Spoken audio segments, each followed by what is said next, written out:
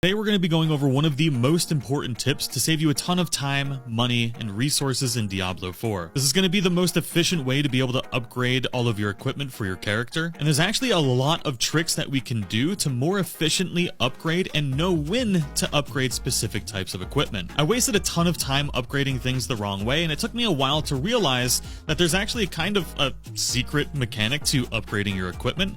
And we're going to be going over that. We're going to be going over pretty much everything you need to know, when to upgrade your equipment, how to enchant your equipment, and what you should be enchanting and all of that stuff, because there's a lot of ways you can waste a ton of resources, and quite frankly, when you're trying to min-max, things get insanely expensive. So the first thing we need to go over is how to properly upgrade your items and what items you actually should be upgrading and enchanting.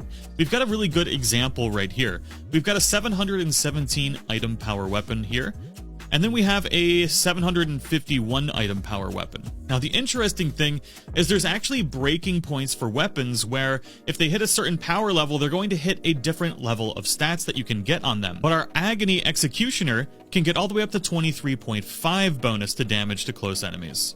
And that's because this weapon is on the next tier of stats. There's a total of 6 different stat levels in the game. It goes from level 1 being 1 to 149 item level, and then you break into tier 2 at 150 all the way up to 339. Then tier 3 starts at 340 and goes up to 459. Then it goes from 460 to 624, then 625 to 724, and the final tier being tier 6 is the breaking point at 725. Now this is where things get important. If you have a weapon or any piece of armor that's near a breaking point, this is the item that you actually want to spend resources on upgrading and enchanting to be able to help break your character into the next tier of stats. And you can actually get significant damage increases and stat increases from doing this. There's a couple reasons why this is incredibly important. We're going to go over that right now. If you have an item that's not near a breaking point, you don't want to waste resources upgrading it to level 5. Right now, the highest we could get is just below the breaking point of 725 on this helmet. There's really no reason to spend the resources on 4 and 5 unless you really just haven't gotten better rolls on that helmet. You just want to max it out as much as you can until you do get something above that breaking point. Now, once you do hit that breaking point, say you have an item above level 725 or whatever breaking point you're trying to pass, no matter how much higher currently in the game, the stat bonuses that you get, and that's talking about the things like lucky hit, vulnerable damage, damage to close enemies, and damage over time, they will have a set maximum that you can get to. The only thing you're going to get from higher item level is increased damage per second, or if it's armor, increased armor. And there's a couple tricks you can use to really take advantage of this. So for my Barbarian, for instance, we're able to equip 4 different weapons, but only the weapon you're using for skills will be using the damage per second that is on that weapon. So right now we have a weapon here that's 2099 damage per second, and if we use Whirlwind or whatever skill it is and we're using this specific weapon, it'll only use that damage per second.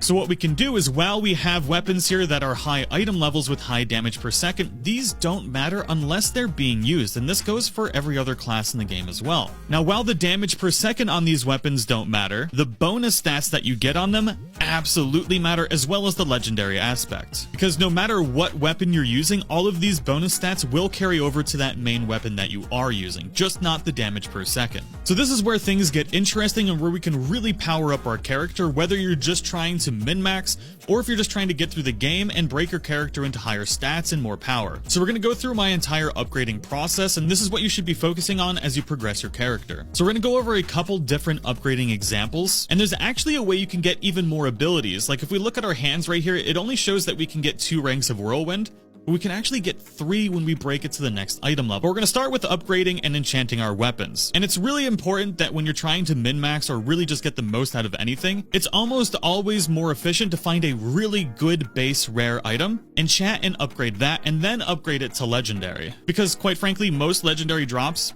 aren't very good. So we've got 2 different weapons here, and we're just going to use these as an example. We've got the Mangled Lash, which is at 717 item power, just below the 725 breaking point. And then we've got the Agony Executioner with 751 item power.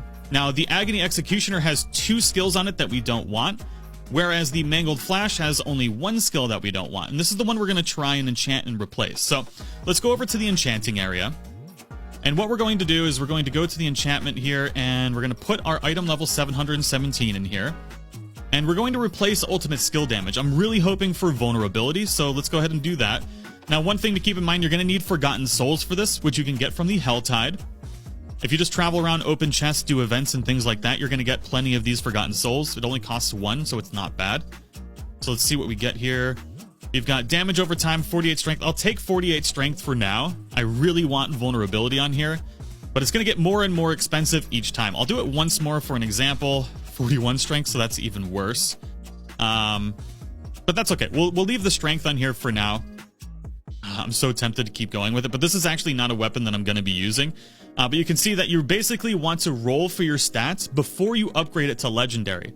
Because once you upgrade it to legendary, I'll show you, it becomes unbelievably expensive. So if we put this weapon in here, it's going to take 1 Forgotten Soul, 1 Fiend Rose, a bunch of Veiled Crystals, and 1.3 million gold.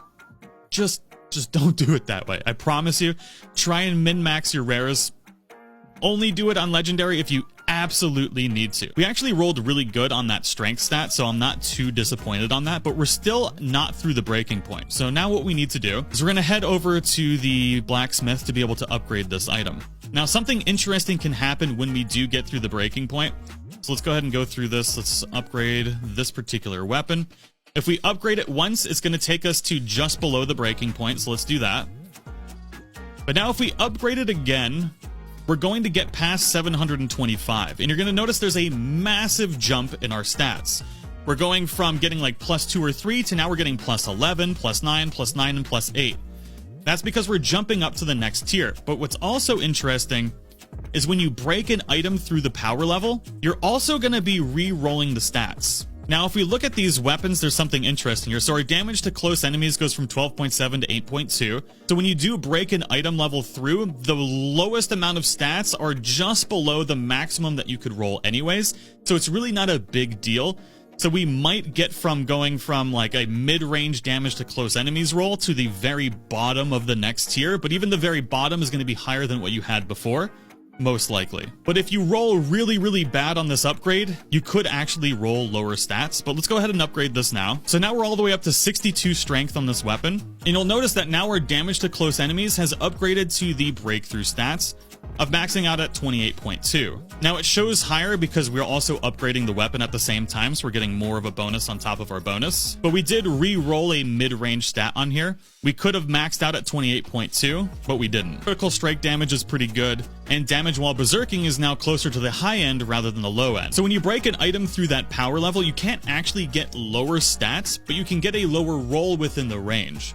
So let's look at this weapon, for instance. On the damage to close enemies, at the lower item power level, it maxes at 16.5, but the next breakthrough point starts at 16.5. So what's interesting is when you re-roll the stats, when you break through the item power level, you're going to re-roll within the next range. So if you upgrade this item and you had already the max roll, it does not guarantee you a max roll once you break through the item power level, which is a little unfortunate. That would have been nice. At worst, you're going to have the lowest end, which is equivalent to the same highest end at the lower power level. But at best, you could roll significantly higher, getting a much larger boost in stats. Now let's go over this little hidden feature of upgrading your abilities by getting through that breakout point. We're at 704 item power on this right now, and we can get a max 2 ranks of Whirlwind, or 2 ranks of Upheaval. But if we go ahead and upgrade it to the breaking points, we're actually going to have to upgrade it all the way to 5 to do this. So let's just upgrade, upgrade, upgrade. And you'll notice that once we go through 4, and then on 5, we actually get 4 ranks of Whirlwind if we upgrade it to 5 right now, which is huge. 3 ranks of Upheaval. We're actually going to be lowering our attack speed on here for some reason, but that roll for Whirlwind is really, really good. So I actually really like this because I can roll out of Upheaval or attack speed and see if I can get something significantly better. So with our Whirlwind at just 5 out of 5 ranks, we're getting anywhere from 1684 to 2059. With these bonus 4 ranks on here, our very lowest damage is 2174, all the way up to 2657. This is actually a 29% damage increase just by getting these ranks. And that is a static, all the time damage increase. That's huge. And there's many classes that can take advantage of this. Some of you out there might be thinking, well, just reassign those points somewhere else to get more damage.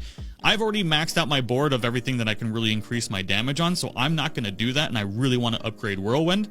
It might be different for other classes, but it's an amazing way to really min-max your build.